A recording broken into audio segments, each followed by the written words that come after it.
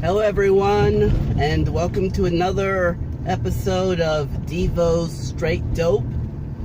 This is Devo. So today, I'm going to talk about the cause of school shootings, or causes of school shootings. Why am I bringing this up? Well, this is what happened. Earlier this year, around I think March, April, you had all of these schools all over the country walking out of their classes for a national school walkout to protest gun violence and for stronger gun control laws. So all over the country, you had kids, high school, some grade schools, walking out of their classes to protest all of the gun violence, like from the school shootings.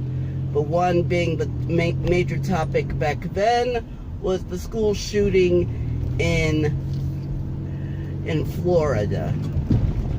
And so what happened was, you had all of these kids from that school in Florida. They got their pictures taken. They had their couple days of fame.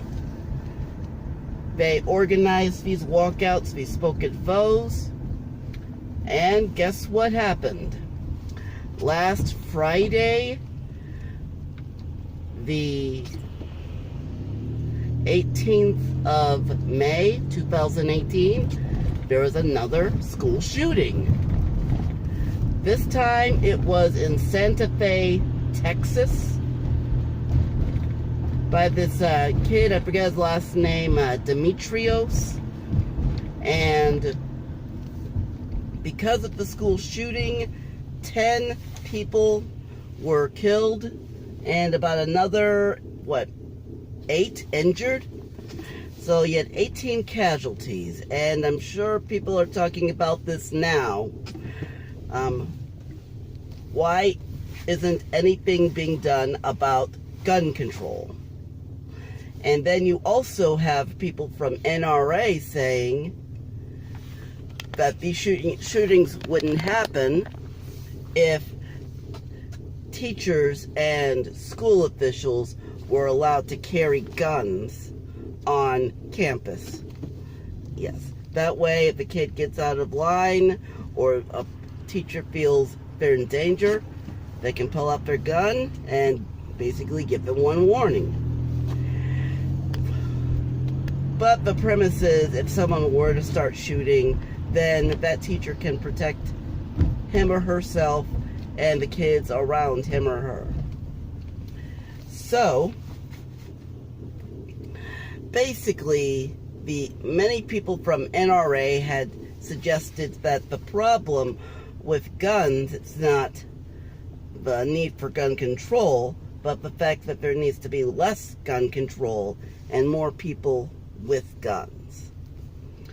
Well, I say that blaming these school shootings on there being too many guns or not enough guns are all bull. Yes, I say that there are other reasons why gun control will not work when it comes to school violence. First of all, if you look at it, the one thing that makes public schools different when I was growing up than they are now is, these days everything is about political correctness, and true absolute morality has gone out of the window. In my time, everyone knew that they were taught the difference between right and wrong, and if you didn't like it, tough. These days, school teachers and administrators are so worried about offending some kid that they basically hold back on making such judgment calls, if you can call them that. And so what they're doing now is,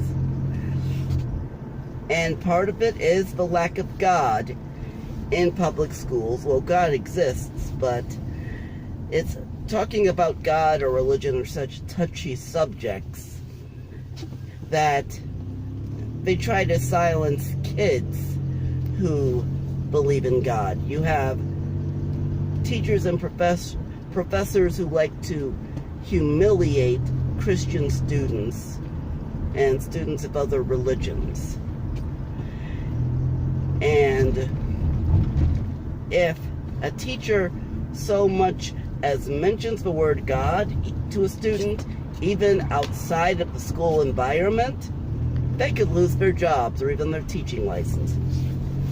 So because of people are afraid to have these discussions and dialogue, if someone is under a lot of strain or is very angry, instead of talking about it, they hold it in until they implode. Hence the school shootings, etc., etc. So because of political correctness and moral relativity, that's one of the reasons why there are so many school shootings. However, these are just the tip of the iceberg. If you look at nearly all of the students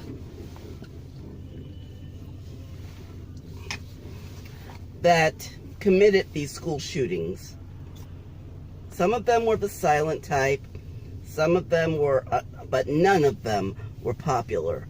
There were the types of kids that, in the end, it was found out after the kid killed other students and then themselves.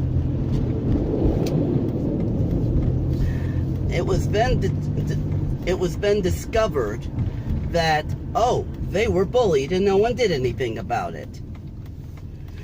So that's the main reason why these school shootings happen and will continue to happen unless something changes. Because when you have a kid who has no real support, no real teaching of morals and values, because many of the parents have fallen asleep, and we'll get back to the parents. But the parents have fallen asleep in their duties to raise their children. They expect, oh, well, anything about God, about morality, the schools will teach. Not anymore. Not anymore. Because of political correctness and annoying people from the Southern Poverty Law Center, the ACLU, or Freedom from Religion organizations, they don't talk about these things. And if they do, they talk like Christianity is the last religion to be discussed. It's the last religion to be discussed. And the religion that's considered to be the one that needs the most protection, that's the religion that usually gets more insight. And for now, because of people in government and a lot of hate mongering going on, the one religion of focus is Islam. And, well, the positives of Islam, basically the parts of Islam that you don't get from television, from the news. Yes. So, as a result, because we're not, and basically,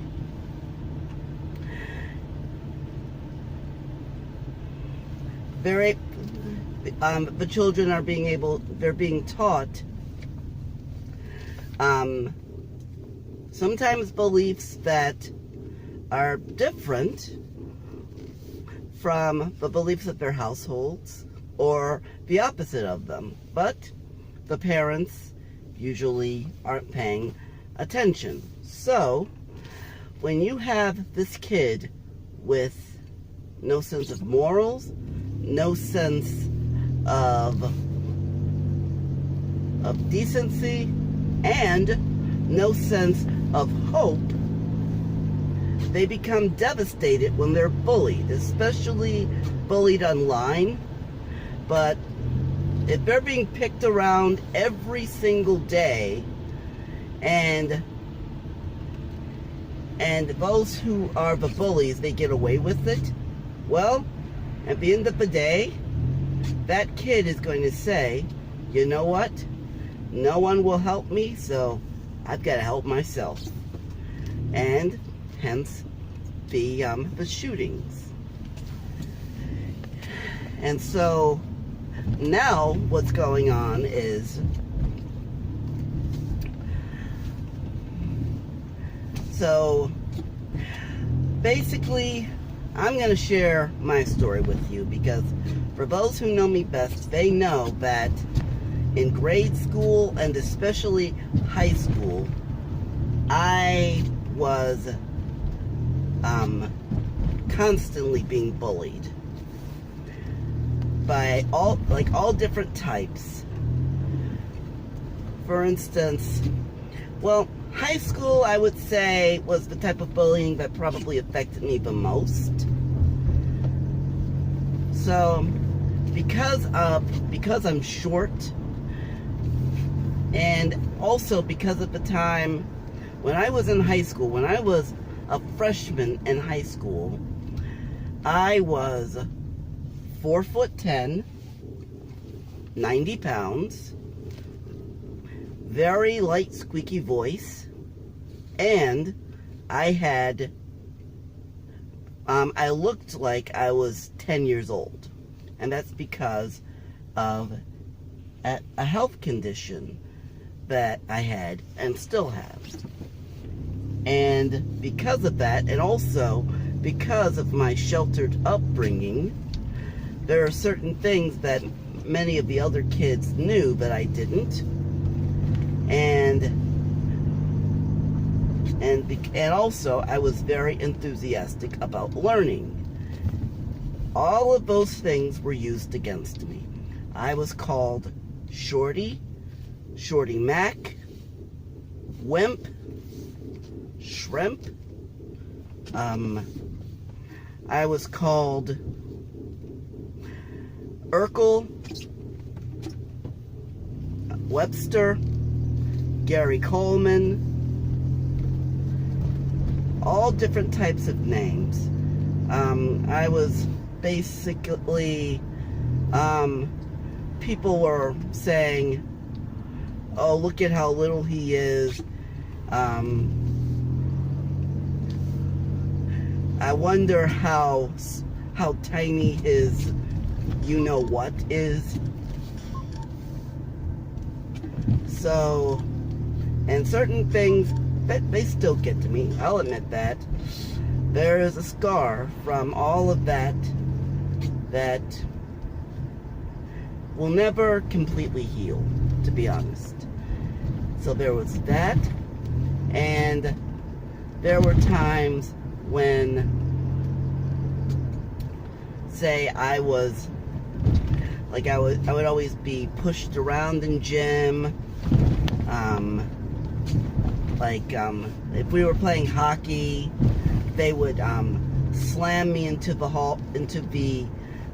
a wall, slam against me deliberately,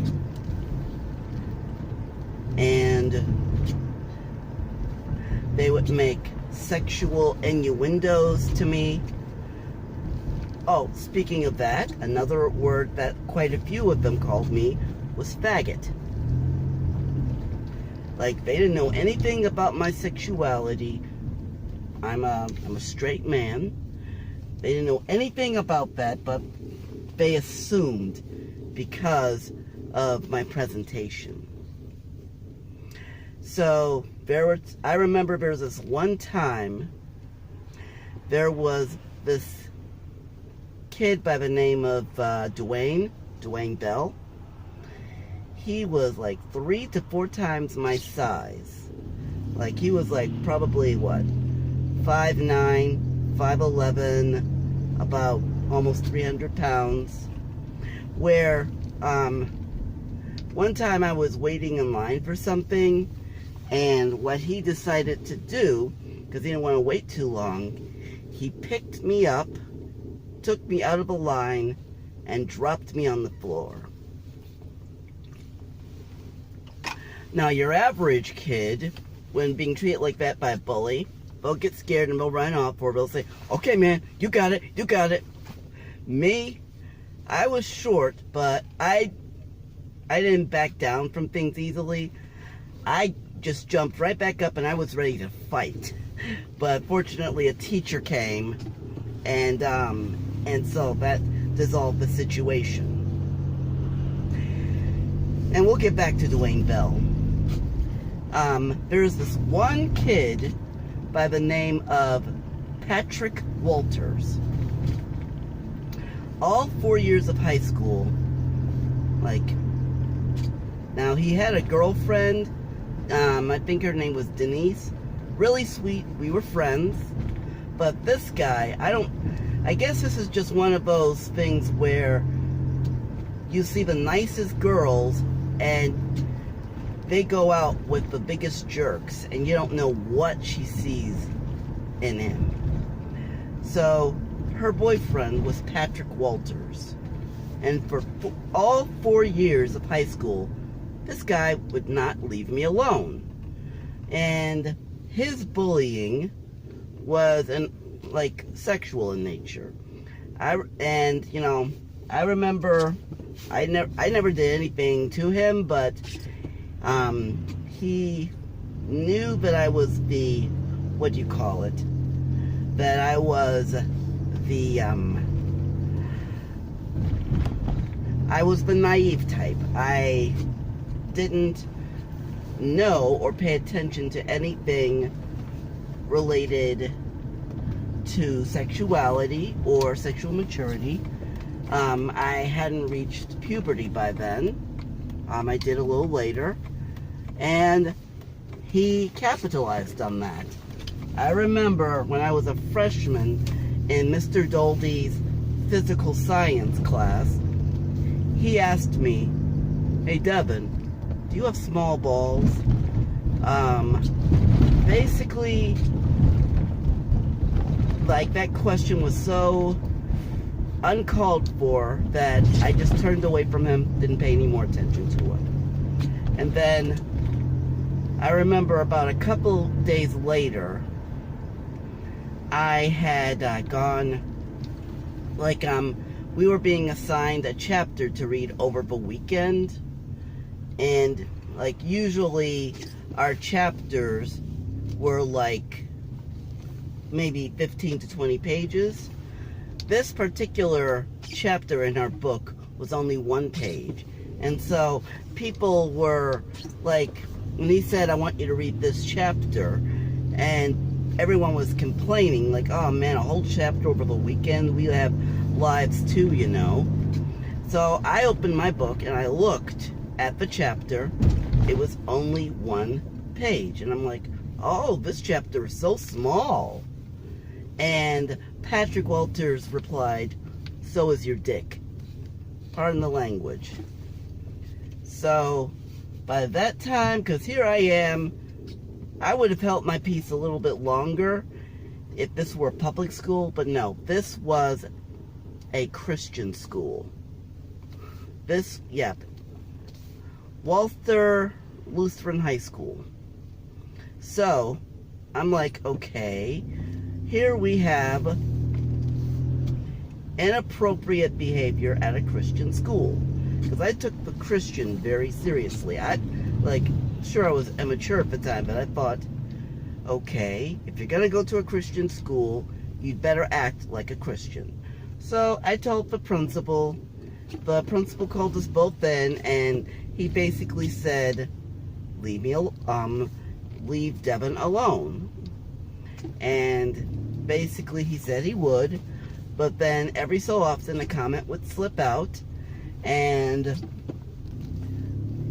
after a while, when I got tired of it, I would report him. He would be called in again, and he always got a slap on the wrist. But at least my freshman and sophomore year, it was just talk. It was just inappropriate comments. Then my junior year came, and to my displeasure, we had chemistry together. And so every time he went to pick up a paper or to collect something, or if he was called to the board, every time he passed behind me, he always would glide his hand across my butt. And that was very uncomfortable. It was very inappropriate. I mean, I would have found it inappropriate if some girl were doing it, unless it was someone I had a crush on. Okay. But no. So I reported him, but then every single time he passed by me, he just couldn't help himself. He couldn't keep his filthy hands to himself. He would always do the same thing, glide his hand across my butt.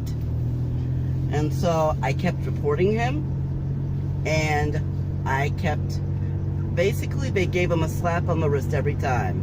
They would just give him detention after detention after detention. He would serve a detention, but because he was a football player, and this school cherished football and their football players,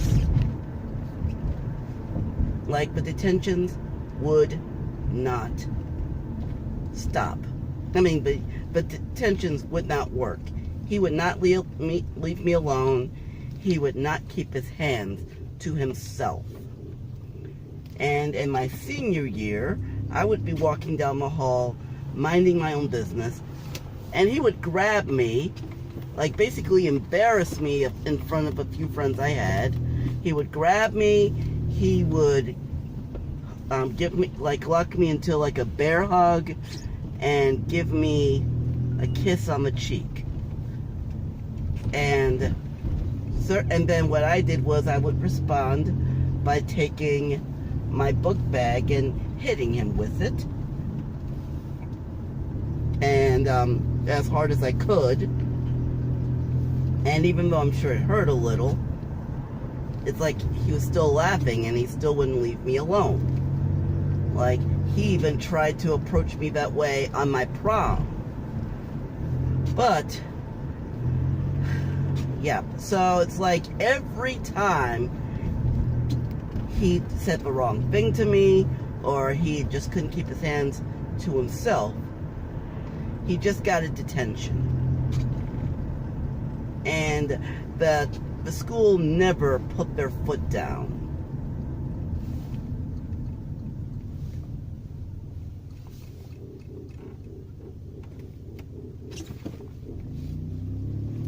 So, the school never put their foot down. And then, speaking of that, his behavior was not as bad as Dwayne Bell. We're returning to Dwayne Bell. This guy, because of how he behaved, I had nightmares for half of my junior year.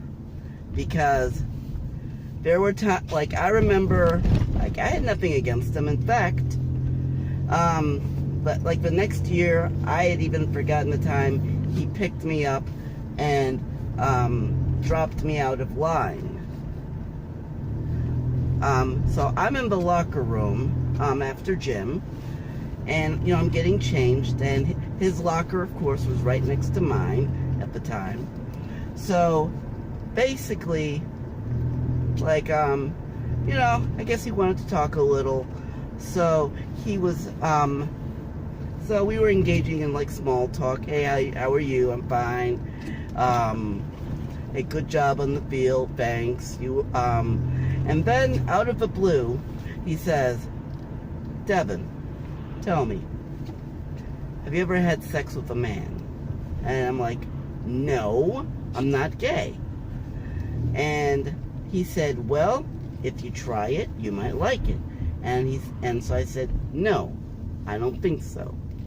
And so right after I said that, he grabbed my wrist. And he had this sick smile on his face. Like that, I can still see that smile, and it still gives me the creeps. So I basically said, okay, fun's over, this isn't funny. And I'm like, okay, I'll let go of my wrist. And he wouldn't, so I started pulling, but this was a strong man. This was a strong kid. Yep, he was like a class ahead of mine. I was a junior, he was a senior. So I'm pulling away, and I'm like, okay, knock it off, let me go, leave me alone. He would not. So as I'm pulling with as I'm trying to pull away my wrist, I take my fist from my other hand, and I start hitting him on the shoulder, saying, let me go, leave me alone. And so when I did that, he grabbed my other wrist. So he had two of my wrists. And there were there weren't too many people in the locker room then, and on that side it was just me and him. So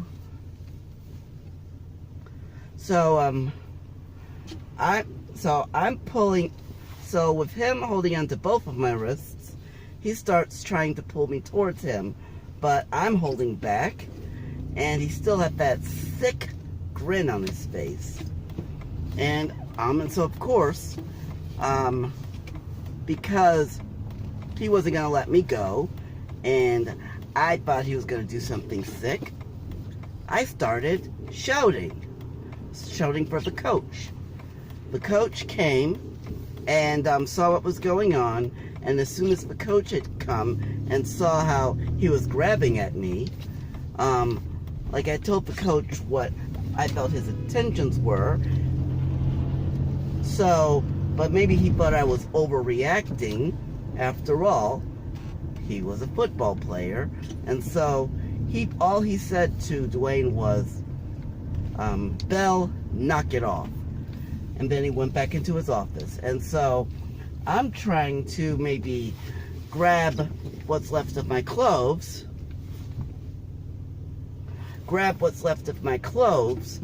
so I can get away from him. But as soon as the coach is out of sight, he's back at it again. He grabbed both of my wrists at the same time this time. He's pulling himself towards me, all the while that sick grin on his face. So I shouted even louder than I did the last time. And then what happened was, at that time, the coach came back and he said, Bell, I thought I told you to knock it off.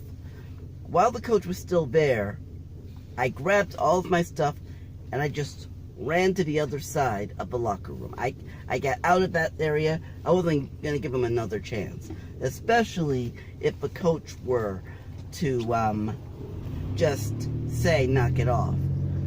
And so I reported this to the office. I told them exactly what happened and exactly what he said.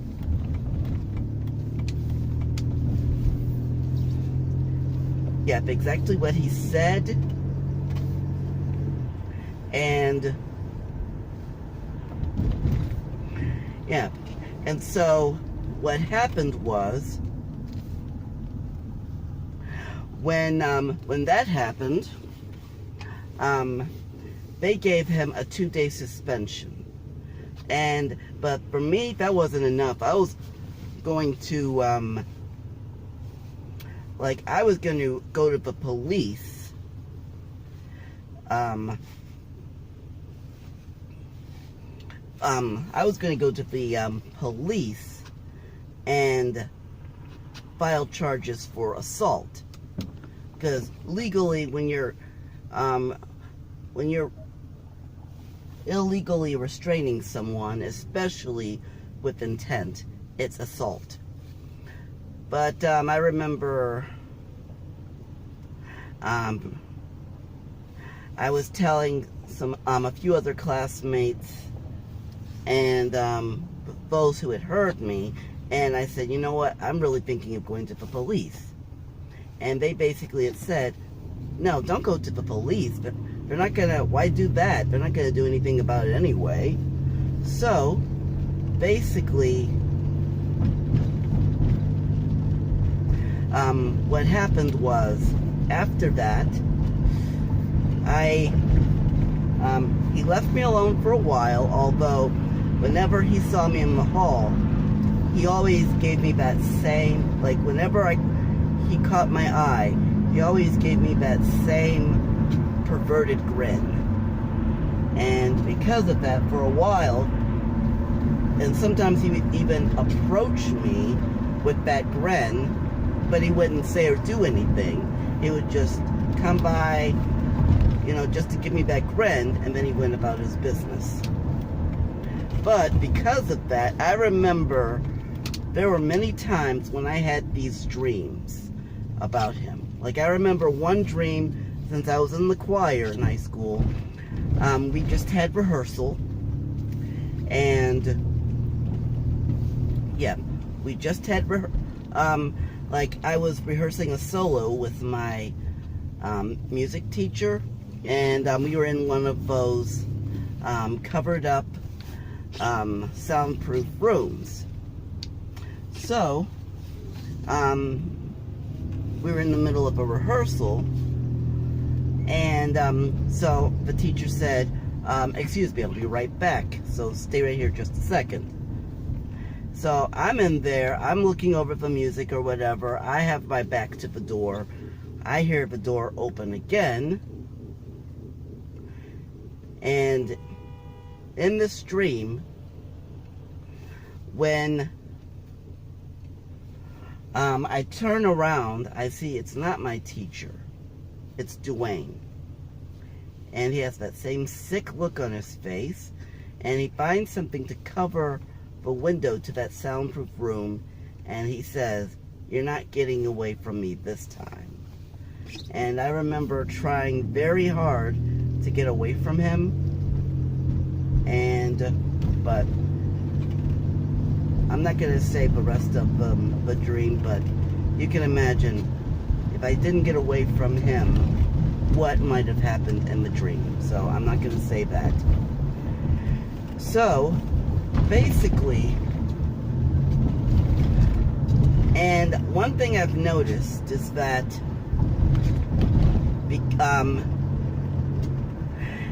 all these times I was being bullied, especially if the person doing the bullying was popular, they either got away with it or they got a slap on the wrist. And there are times when certain teachers would say, well, since I didn't see it, there's nothing I can do about it. And I'm like, you are a person of authority in a school. I come to you for help, and all you can do is say, I didn't see it, so there's nothing I can do about it. Or even worse, there are two, if you were a gym coach, a gym coach would basically, correct me, male gym coaches would basically, they would scold me for complaining. That's why, until I was a senior, I used to dread going to gym class. I used to dread going, I used to dread having to take off my clothes. And to this day, I'm not comfortable changing in front of other men. In fact, what I would sometimes do is, I would either wear my gym clothes under my regular clothes throughout the day. Sometimes they had gotten too warm. Or if I had time, I would quickly go to the washroom, run to a stall, and then change my clothes, and then hurry to gym class. So I had to do that because I was so uncomfortable going to gym class. And in fact, when we had gotten a couple of female gym coaches, one being Miss Vachev, only then did I feel more comfortable going to gym class, because she took me seriously. She was able to, I felt like she wasn't just going to scold me for complaining. And during that time, fewer people would mistreat me. And those who did, they didn't get away with it. But basically, and that's why I know exactly how these kids who go around shooting, how they felt.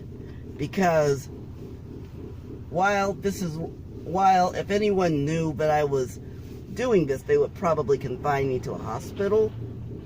After a day of being bullied and teachers basically looking the other way, I would sometimes come home and I would be so upset that the only thing that made me feel better was fantasizing about getting my revenge against these students.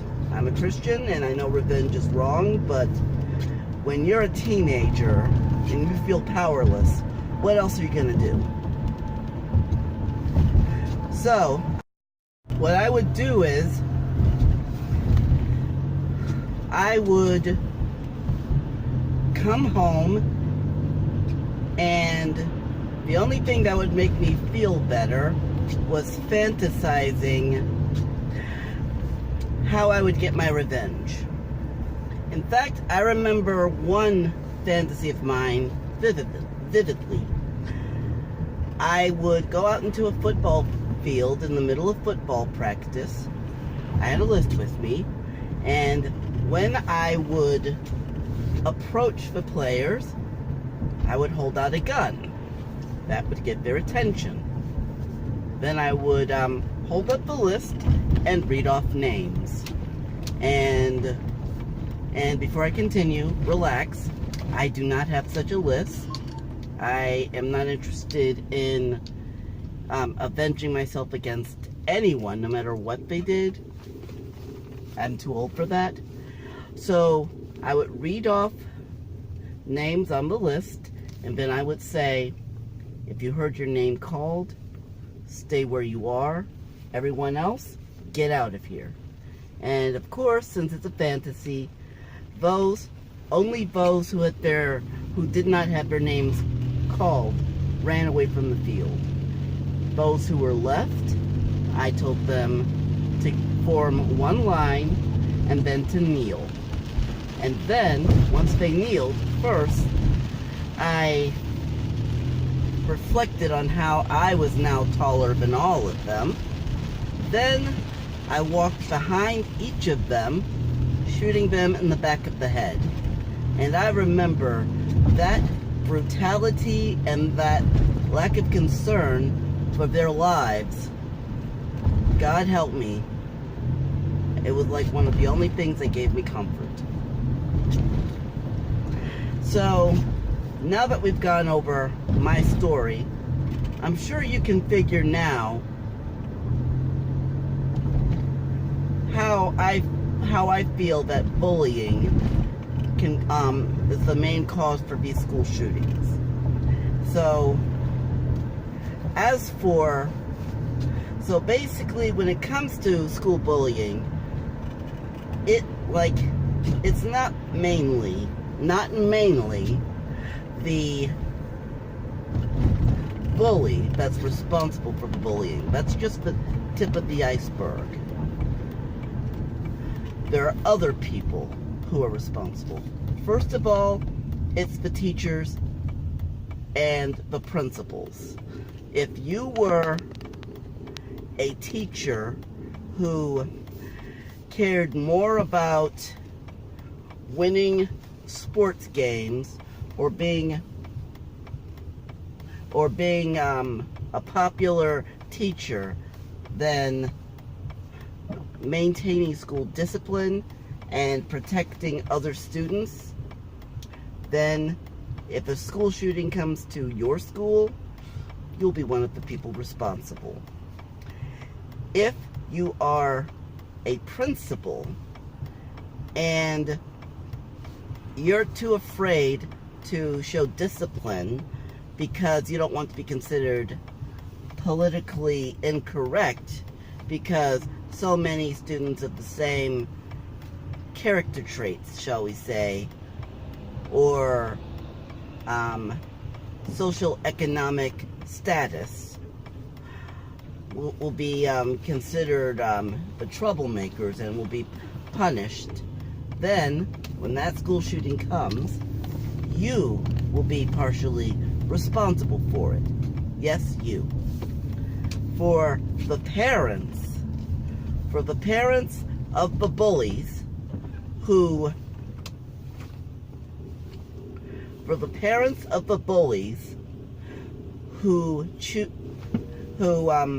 don't take the time to really learn about their child or to teach them how to treat people and how not to take your issues out on other people, then when your son or one day daughter shoots up a school, kills his or her classmates, that'll be partially your responsibility. Yes. And then if you're a student that's not doing the bullying, a student all you want to do is learn, hang out with your friends, play your sports, whatever, if you see something happening and you don't speak out against it because you're worried that you won't be cool anymore or that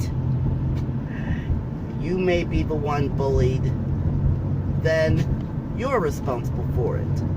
So all of those popular kids who are crying in their mother's arms because one of their friends died, if you saw that kid being picked on and you looked the other way or you joined in the fun, then that student that was picked on, that shot up your friends, that's on you too.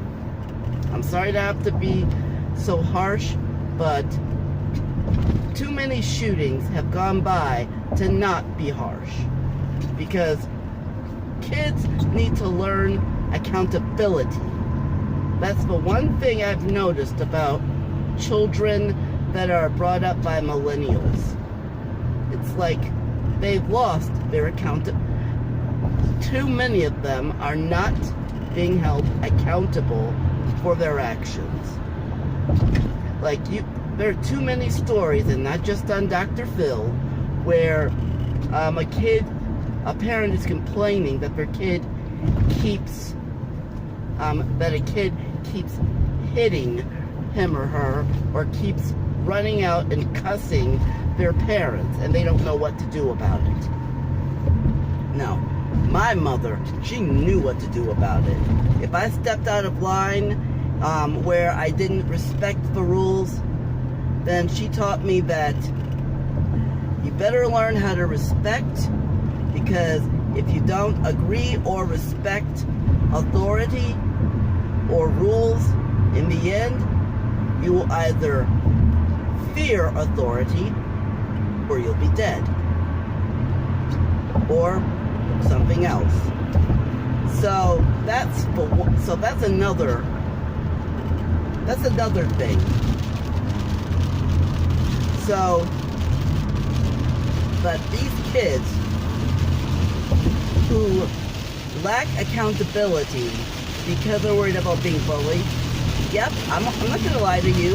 If you stand up for the kid being picked on, you just might be bullied too. But you know what? There's strength in numbers. And plus, you will show your maturity. And you may even make yourself into a true leader. I mean, you can be as popular as you want and not be a leader. So, yeah.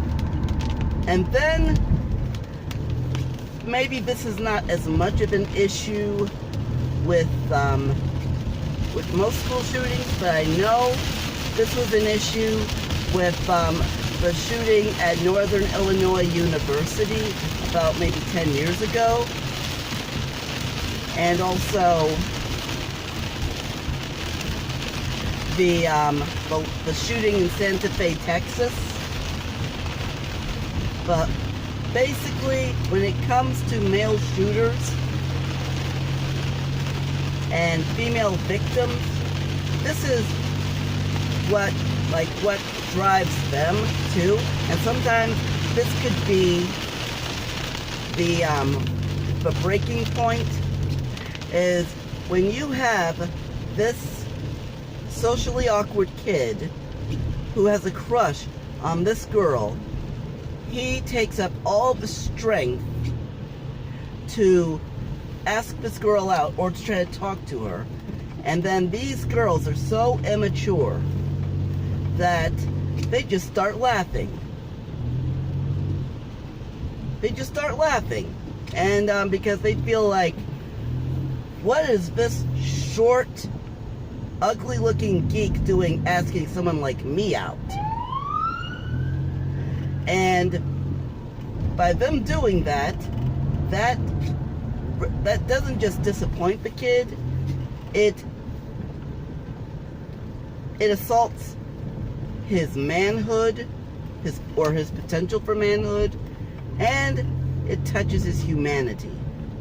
And so sometimes for a kid to be picked on by a girl, for a boy to be picked on by a girl, is actually worse than even being smacked around by another boy. Because he can handle that to a point, but with a girl, especially a girl that he has a crush on, being mocked, it can be devastating. Like, that's why this one boy, that young man at Northern Illinois University, he started shooting all of these good-looking girls because so many times he would ask girls out and he would get ridiculed for it because they believe that just because he cares more about academics than being popular or a stud means that they don't deserve a good-looking woman. Well, you know what? They deserve better than just good-looking women. And so then you have an issue where that one kid, Demetrios, at Santa Fe High School, where there's this one girl who was also killed with the shootings. Just recently, I think he asked her out on a date or to a prom, and she said no. So I don't know how that went. I don't know if it was either, hey, so-and-so, you want to go out? And she laughs and says, of course not. You? No. Or it was where she'll say, I'll think about it, I'll think about it, I'll think about it. So it's possible that it was a straight assertive no, but it's very possible that it was one of those other no's. Which, that's the thing with guys. Like, being mocked is one thing. Being patronized is another. Because basically, when I was in high school, because I looked so young, and because I was the sensitive type, you know, girls could come, they could tell me their secrets, their issues, whatnot. I could be a confidant, but then they're pinching my cheeks or whatever. And that's not the issue. The issue is, there's this one, well, I'll give you one example. There is this one girl, when I was a freshman in college that I was interested in. One day, I asked her out, and she's like, oh, well, I'll think about it. I'll get back to you. And so I gave her some space, but then maybe a week or so later, I went back and I said, so, have you thought about it? Would you be interested in, you know, going and get something to eat or whatever? And she's like, oh, I didn't get a chance to yet, but I'll tell you something soon. And so, because she kept stringing me along, like, I thought, oh, well, maybe she's just shy, so I'll give her an opportunity to think about it. So week after week after week, I would ask her, still interested? Still want to go get that dinner? I would give her little cards. But then after maybe 6 weeks of polite yet persistent asking, I realized she was just playing with me. Maybe she didn't mean to play with me, but that's how it felt. So I basically just washed my hands and I moved on. And I told another, like a female friend about it later, and she said that because of the type of person I am, on the one hand, she wasn't interested. On one hand, she wasn't interested in me. On the other hand, she kept saying, I'll think about it and maybe, because she didn't want to hurt my feelings. So, by doing that, she patronized me. She made me feel like I couldn't handle rejection. And I know some people can't, but would it sting? Of course. I'm human, but there's a new day. Hey, look, I'm married. So obviously I moved on. So that just, not only did that make me angry that she patronized me and strung me along like that, but it made me lose respect for her. So girls, and basically, this is going to sound politically incorrect, but I'm going to say it anyway. Ladies, you need to learn when to be a lady and when to be human. And when to be respectful, because luckily I'm not the type of person where if I take something the wrong way, I'll act on it. There are guys where if she laughs at him, then he feels, okay, I need to teach her a lesson.